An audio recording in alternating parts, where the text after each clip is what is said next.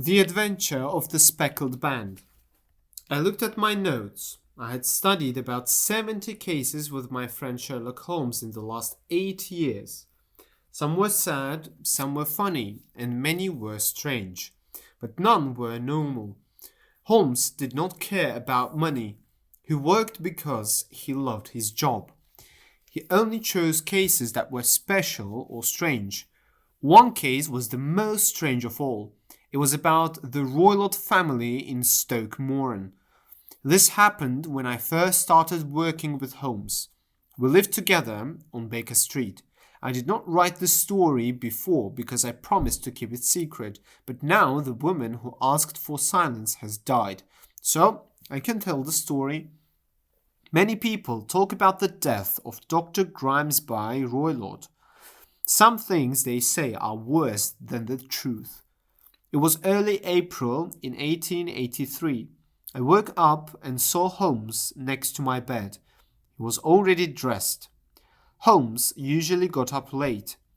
The clock said it was only 7:15. I was surprised and a little upset. I always woke up at the same time every day.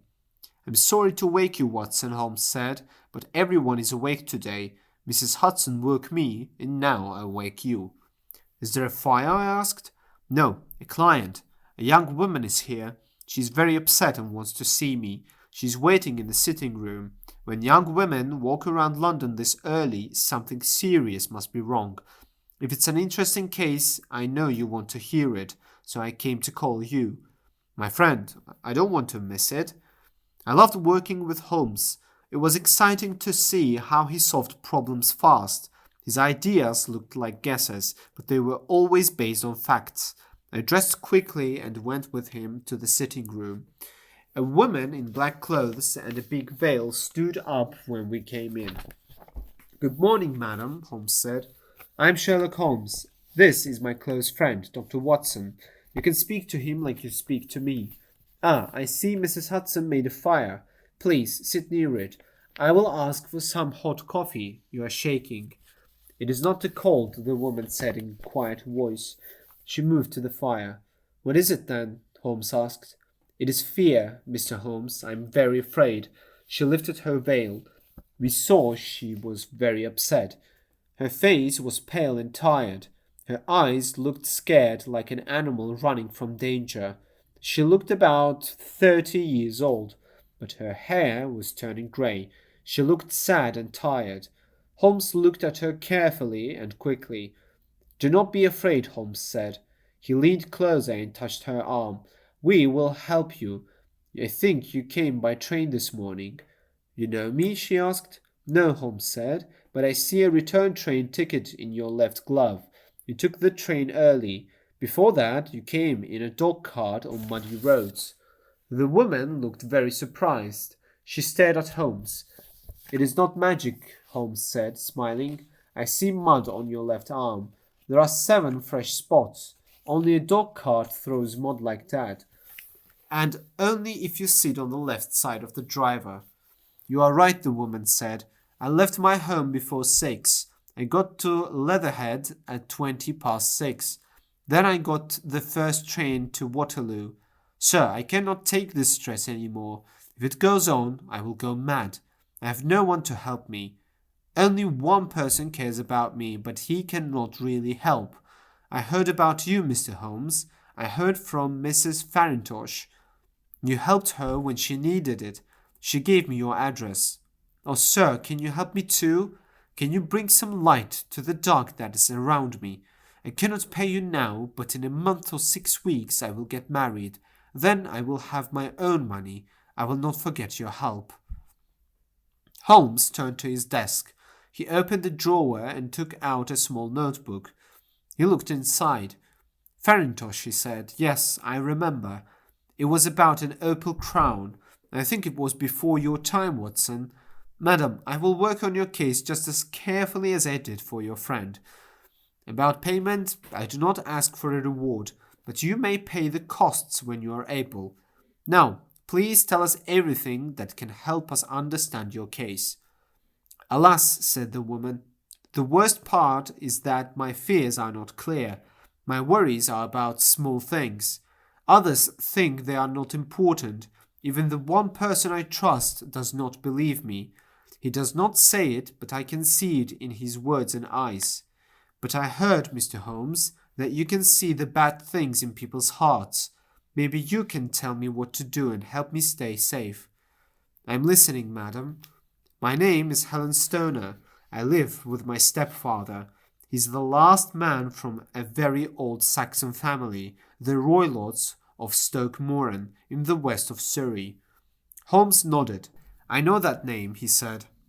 The family was once very rich. Their lands went into Berkshire in the north and Hampshire in the west, but in the last 100 years 4 heirs were bad men. They wasted all the money. One of them was a gambler and lost everything. Now there is only a small piece of land and a 200-year-old house. That house has a big debt. The last landowner lived there in poverty. He was still a gentleman, but very poor. His only son, my stepfather, saw that he had to change. He borrowed money from a relative, studied medicine, and went to Calcutta. He was a good doctor and became very successful. But one day robbers came to his house. He became very angry and killed his butler. He almost got the death sentence. Instead, he went to a prison for a long time. Then he came back to England, angry and unhappy. While Dr. Roylott was in India, he married my mother. She was the young widow of Major General Stoner of the Bengal Artillery. My sister Julia and I are twins. We were only 2 years old when our mother married again. She had a lot of money, about £1,000 a year. She gave all of it to Dr. Roylott as long as we lived with him. But if we got married, a part of the money would go to each of us. Soon after we came back to England, my mother died. She died in a train accident near Crewe 8 years ago.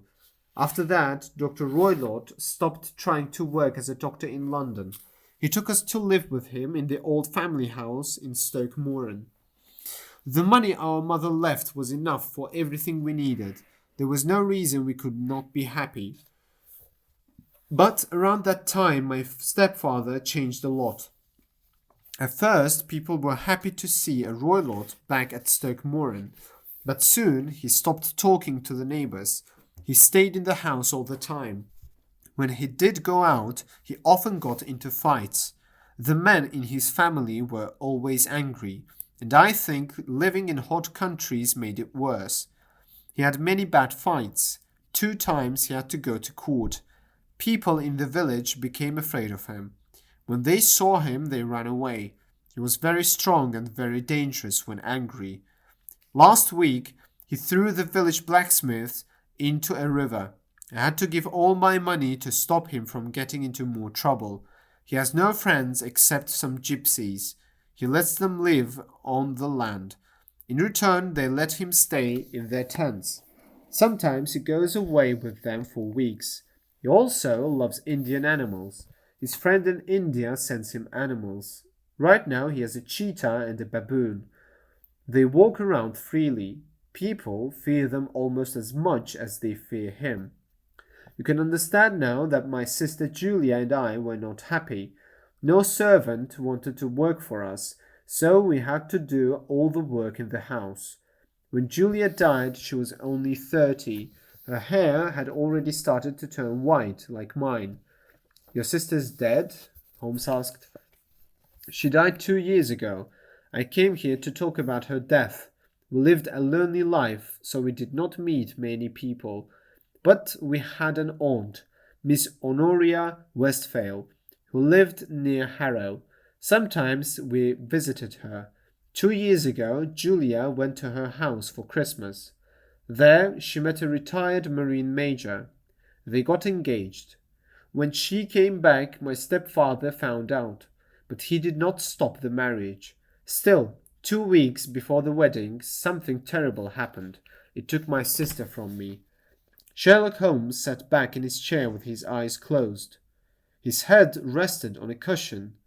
Now he opened his eyes a little and looked at the woman. "Please, tell me the details clearly," he said. "That is easy," she said. "I remember everything clearly.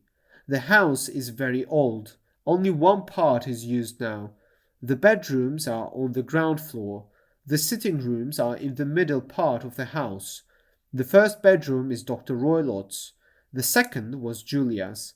The third is mine. The rooms are not connected inside, but all three open to the same hallway. Do you understand me?" "Yes, that is right."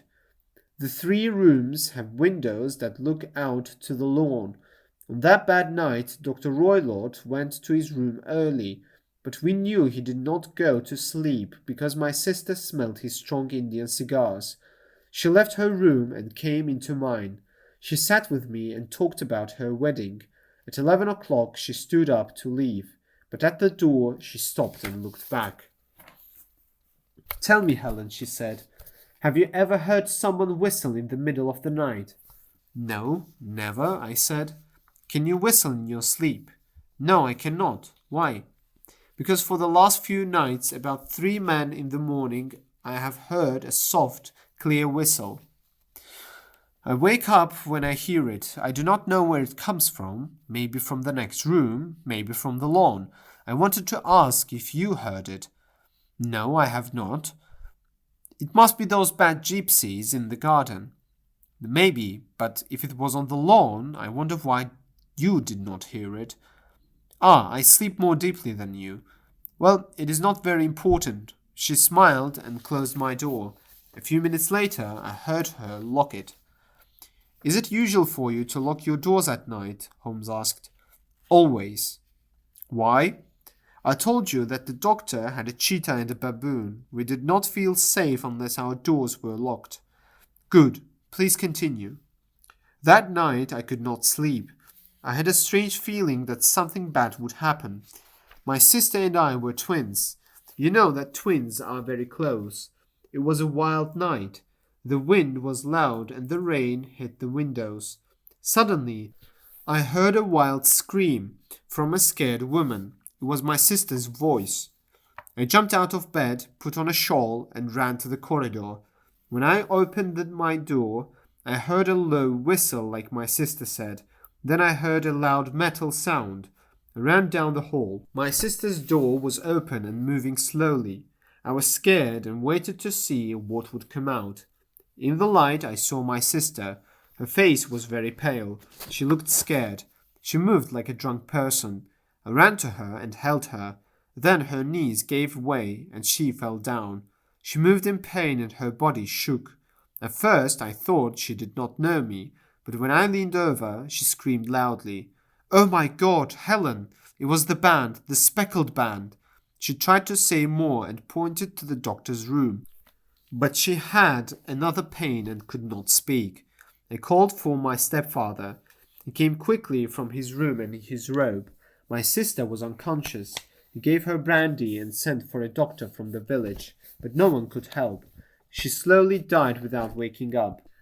That was the terrible end of my dear sister. "Wait a moment," said Holmes. "Are you sure about the whistle and the metal sound? Can you promise you heard them?" "That is what the coroner asked me at the hearing.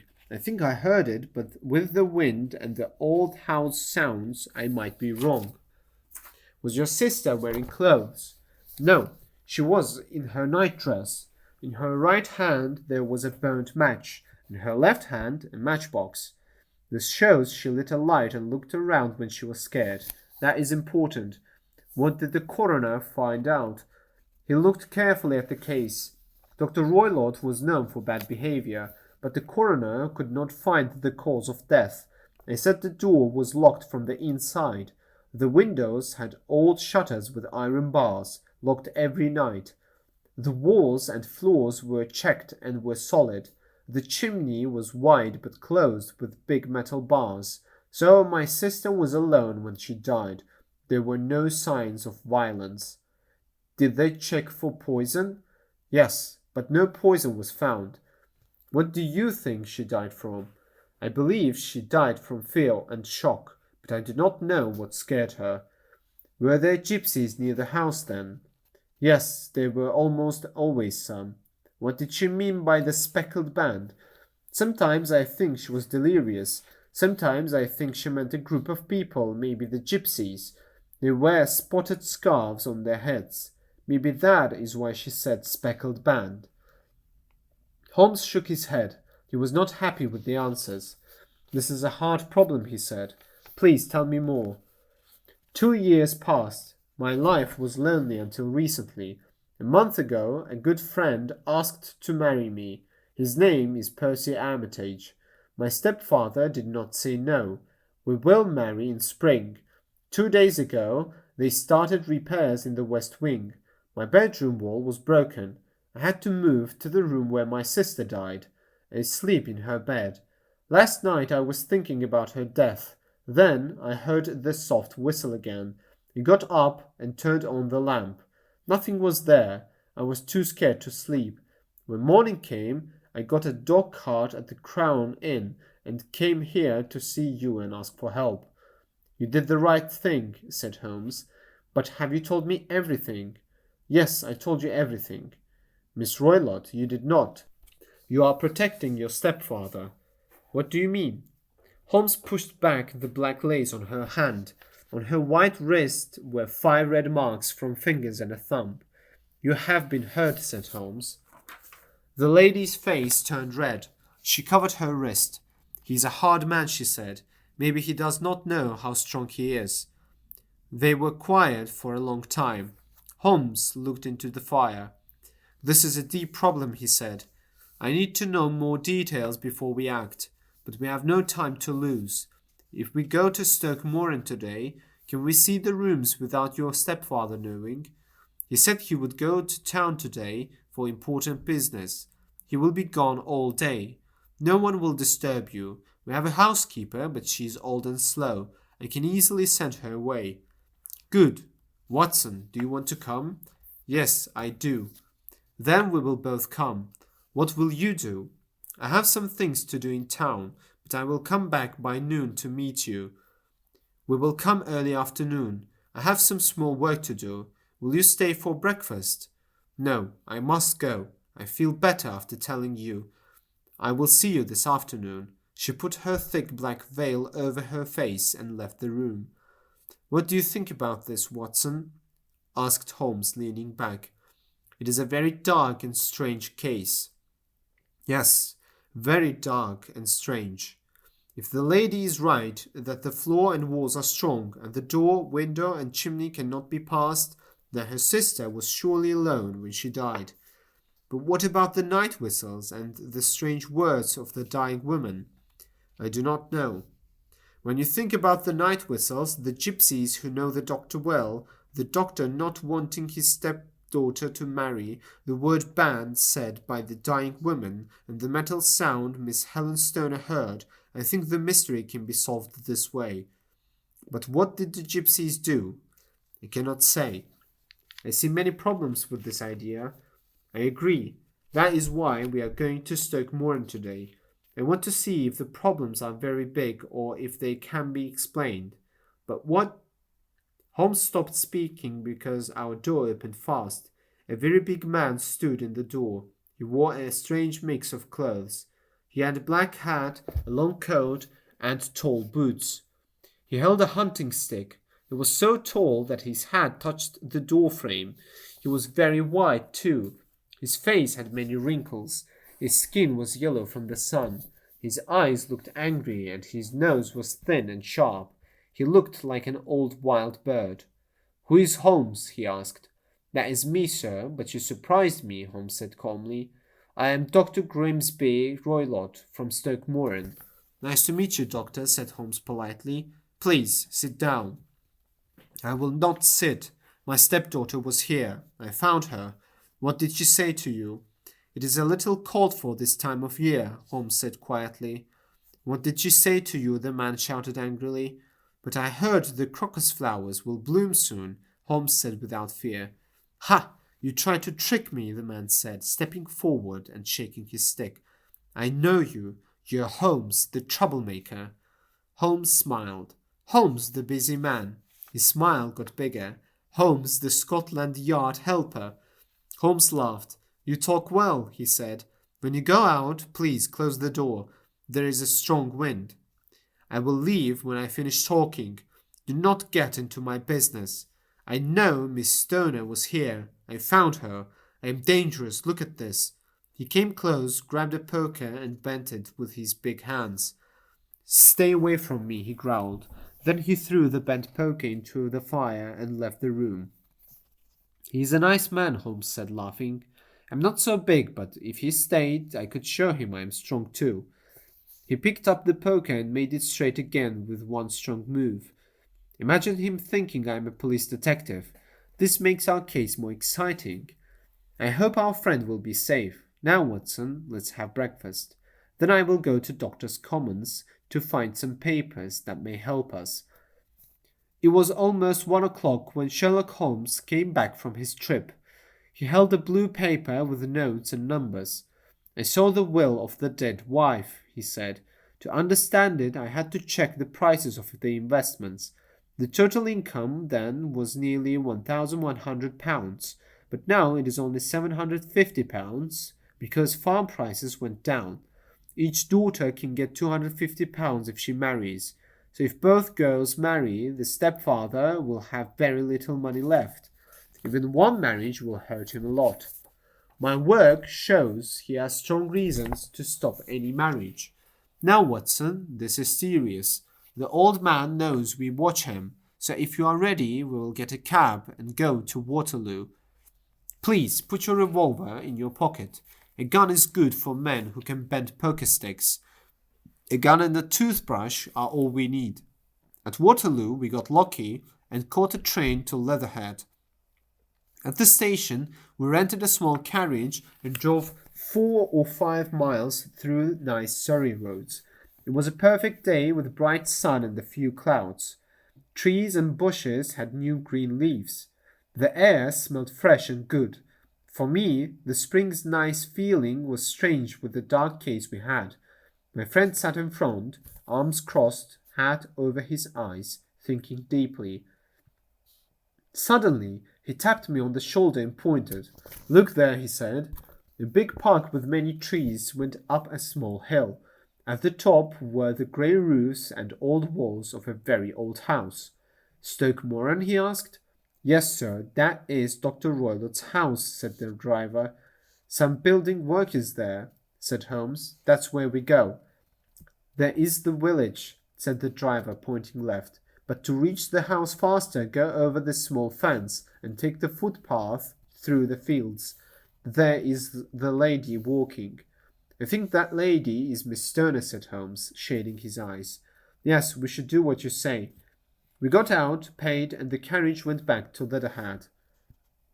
It's good, said Holmes, as we climbed the fence. It's better if this man thinks we came as builders or for business. It stops gossip. Good afternoon, Miss Stoner. We kept our promise. She ran to us, happy. I waited for you, she said, shaking our hands. Everything is good. Dr. Roylott went to town and will not come back until evening. We met the doctor, said Holmes. He told her shortly what happened. Mr. Stoner's face went pale. Oh, no, she said. He followed me. It seems so. He's very clever. I never feel safe with him. What will he say when he returns? He must be careful. Someone cleverer may follow him. You must lock yourself away tonight. If he is violent, we will take you to your aunt's house in Harrow. Now, show us the rooms we will check. The house was made of grey stone with green spots. It had a tall middle part and 2 curved wings like crab claws. In one wing, windows were broken and covered with wood. The roof was broken, looking old and ruined. The middle part was not much better, but the right wing was newer. The windows had blinds, and smoke came from chimneys. That was where the family lived. Some scaffolding was on the wall and stones were broken, but no workers were there when we visited. Holmes walked slowly on the uneven grass and looked carefully at the windows outside. This window is for the room where you used to sleep. The middle one is your sister's, And the one near the main building is Dr. Roylett's room? Yes, exactly. But now I sleep in the middle room. That is because of the repairs, right? By the way, the wall there does not seem to be fixing. No, I think that was just an excuse to move me from my room. Ah, that is interesting. On the other side of the small wing is the corridor with the 3 rooms. Are there windows in the corridor? Yes, but very small. Too small for anyone to go through. Since you locked your doors at night, no one could enter your rooms from there. Could you please go to your room and close the shutters? Miss Stoner did this. Holmes tried to open the shutter from outside, but could not. There was no space to put a knife to open the bar. He looked at the hinges with his magnifying glass. They were strong iron and fixed well into the thick wall. Said Holmes, thinking hard. My idea has problems. No one can open these shutters if they are locked. Well, we will see if the inside shows us more. A small door led to the corridor with the 3 bedrooms. Holmes did not want to check the 3rd room, so we went to the 2nd room, where Miss Stoner sleeps now and where her sister died. It was a small, simple room with a low ceiling and a big old fireplace. There was a brown chest of drawers in one corner, a narrow white-covered bed in another, and a dressing table near the window. 2 small wicker chairs were there, and a square carpet in the middle. The floor and the walls were old brown oak wood, full of holes and very old, maybe from the first time the house was built. Holmes took one chair and sat quietly, looking carefully at every part of the room. Where does this bell go? He asked, pointing to a thick rope by the bed, with its tassel on the pillow. It goes to the housekeeper's room. It looks newer than the other things. Yes, it was put there 2 years ago. Your sister asked for it? No, I never heard her use it. We always got what we wanted ourselves. Putting such a nice bell here seems unnecessary. Excuse me for a few minutes while I check the floor. Holmes lay down, using his magnifying glass, and looked closely at the cracks between the floorboards. Then he checked the wooden wall panels the same way. After that, he looked at the bed and wall carefully. Finally, he pulled the bell rope quickly. It's fake, he said. Will it not ring? No. It's not even connected to a wire. This is very interesting. See, it is hooked just above the small ventilator opening. How strange, I never saw that before. Very strange, Holmes said, pulling the rope again. There are some very strange things about this room. For example, a foolish builder made a ventilator that opens into another room, not outside. That ventilator is new too, said Miss Stoner. Was it made at the same time as the bell rope? Yes, many small changes were made then. They seem strange changes, fake bell ropes and ventilators that do not work. With your permission, Miss Stoner, we will now look inside the next room. Dr. Roylott's room was bigger than his stepdaughter's, but was simple too. There was a camp bed, a small wooden shelf with many technical books, an armchair by the bed, a plain wooden chair against the wall, a round table, and a large iron safe. Holmes walked slowly and looked at everything carefully. What is inside? He asked, tapping the safe. My stepfather's business papers.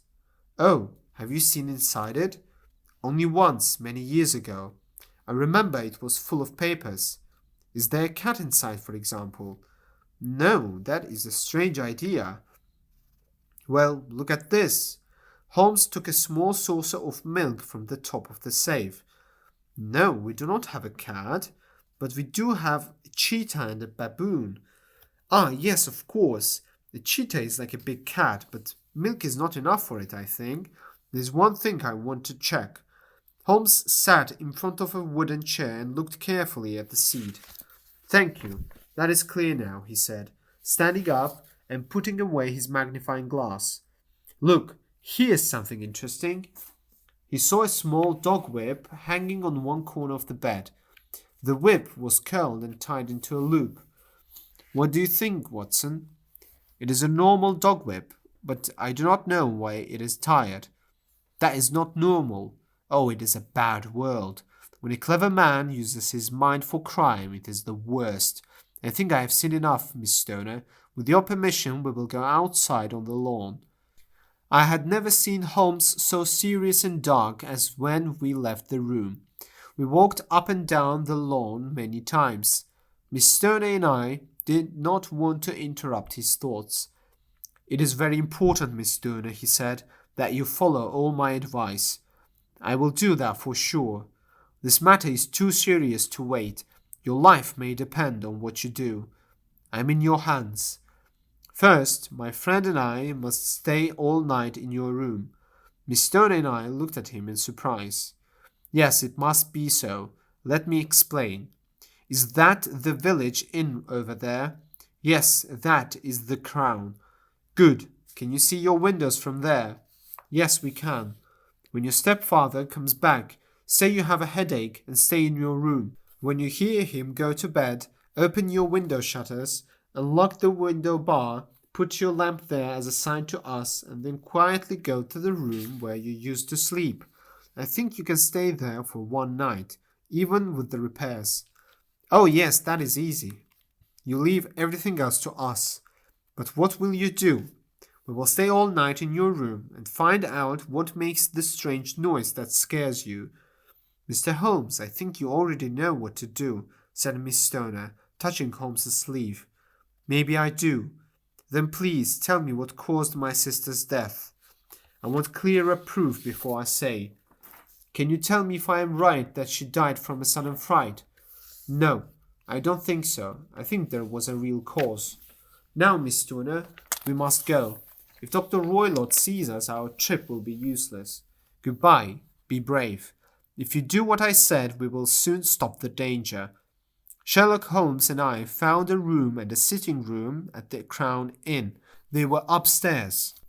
From the window, we could see the gate and the part of Stoke Moran Manor where people lived. At dusk, we saw Dr. Grimsby Roylott drive by. He was very tall and big. A boy drove him.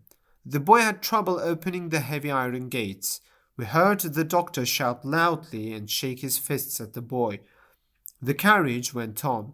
A few minutes later, a light came on in one of the sitting rooms. Do you know, Watson, said Holmes in the dark, I feel worried about taking you tonight. It might be dangerous. Can I help? Your help might be very important. Then I will come. That is kind of you. You talk about danger. You saw more in those rooms than I did. No, but I think I guessed some things. I think you saw what I saw. I saw nothing special except the bell rope. I don't know why it was there. You saw the small ventilator too? Yes, but it is not strange to have a small hole between two rooms. It was so small that a rat could barely go through. I knew we would find a ventilator before we got to Stoke Moran. My dear Holmes! Oh, yes, I did. You remember she said her sister could smell Dr. Roylott's cigar. That means there must be a small connection between the two rooms. It was small, or the coroner would have noticed it. I guess there was a small hole, a ventilator. But what harm can a ventilator do? Well, the dates are strange. They made a ventilator, hung a cord, and then the lady in the bed died. Doesn't that seem strange to you? I don't see any connection yet. Did you see anything strange about the bed? No. The bed was fixed to the floor. Have you ever seen a bed tied like that? No, I haven't. The lady could not move her bed. It always stayed near the ventilator and the rope or the cord, since it was not really a bell rope. Holmes, I said, I think I understand what you mean. We are just in time to stop a secret and terrible crime. Yes, it is secret and terrible. When a doctor is bad, he is a very dangerous criminal. He has courage and knowledge. This man is worse than others. But I think, Watson, we can stop him. But before that, let's have a calm pipe and think about happier things. At about 9 o'clock, the light in the trees went out, and the manor house was dark. 2 slow hours passed. Then, at 11 o'clock, a single bright light shone right in front of us. That is our sign, said Holmes, standing up. It comes from the middle window. We told the landlord we were visiting a friend and might stay the night. Then we went out into the dark road, a cold wind blowing, and one yellow light shining ahead to show us the way. It was easy to enter the grounds because the park wall had some broken places. We walked through the trees, crossed the lawn, and were about to go through the window when suddenly from some bushes jumped a strange and scary child. It threw itself on the grass, moving strangely, then ran fast across the lawn into the dark. "My God," I whispered. "Did you see that?" Holmes was very surprised too. He held my wrist tightly because he was nervous. Then he laughed quietly and whispered in my ear, "It is a strange home. That noise is the baboon." I had forgotten that the doctor had strange pets, a baboon and a cheetah. Maybe the cheetah could come on us any time. I felt better when I took off my shoes and we went into the bedroom like Holmes did. Holmes quietly closed the shutters, put the lamp on the table and looked around the room. Everything was the same as in the day. Then he came close to me and whispered softly, "Any small noise will spoil our plan." I nodded to show I understood. "We must sit in the dark. You can see any light through the ventilator." I nodded again. "Do not sleep. Your life may depend on it. Keep your pistol ready. I will sit on the bedside. You sit on that chair." I took my revolver out and put it on the table corner. Holmes had a long, thin cane. He put it on the bed next to him. He also put a box of matches and a candle stump there. Then he turned off the lamp, and we were in complete darkness. I will never forget that scary night. I could not hear even a breath, but I knew Holmes was awake and tense near me. The shutters stopped all light. We waited in total darkness. Outside, a night bird cried sometimes, and near our window, a long cat-like sound told us the cheetah was free. Far away, the village clock boomed every 15 minutes. Those minutes felt very long. 12 o'clock, 1, 2, 3. Still we waited quietly for what would happen. Suddenly a light shone for a moment near the ventilator and disappeared. Then a strong smell of burning oil and hot metal came. Someone in the next room lit a dark lantern. I heard soft movement, then silence again. The smell got stronger. I listened carefully for half an hour. Then I heard a soft, quiet sound like steam coming out of a small kettle. As soon as we heard it, Holmes jumped up, lit a match, and hit the bell rope hard with a cane. "Do you see it, Watson?" he shouted. "Do you see it?" I saw nothing. When Holmes lit the match, I hear a low, clear whistle. The bright light hurt my eyes, so I couldn't see what Holmes hit. But his face was very pale and full of fear and hate. He stopped hitting and looked at the ventilator. Suddenly, from that night silence came the most terrible cry I have ever heard. It grew louder and louder, a rough scream of pain, fear, and anger all mixed. They say people in the village and far away woke up from that cry. It was cold in our hearts. I looked at Holmes, and he looked at me. The last sounds of the cry died away into the silence. "What does it mean?" I whispered. Holmes said, "It means it is all finished. Maybe it is for the best. Take your pistol. We will go into Dr. Roylott's room." He looked serious. He hit the lamp and walked down the hall. He knocked twice on the door but got no answer. Then he opened the door. I followed with my pistol ready. We saw a strange sight. On the table was a dark lantern with the light shining on an iron safe. The safe door was open. Sitting on a wooden chair was Dr. Roylott. He wore a long grey robe. His bare feet were in red slippers without heels. On his lap was the short stick with the long whip we had seen before. His head was tilted back and his eyes looked fixed and scared at the ceiling corner. He did not move or speak. Holmes whispered, "The band, the Speckled band." I stepped closer. Suddenly, on his head, the strange yellow band moved. A diamond-shaped snake's head and neck came out from his hair. Holmes cried, "It is a swamp adder, the deadliest snake in India." He died within 10 seconds after the snake bit him. When someone is violent, bad things happen to them. The bad man falls into his own trap. Holmes took the whip from the dead man's lap. He put the loop of the whip around the snake's neck. He took the snake away and threw it into the iron safe. Then he closed the door. These are the true facts about Dr. Roylott's death at Stoke Moran. I do not need to tell you more about how we told the scared girl the bad news, how she went by train to her aunt in Harrow, or how the police found out the doctor died while playing with his dangerous pet. Holmes told me the rest of the story on the way back the next day.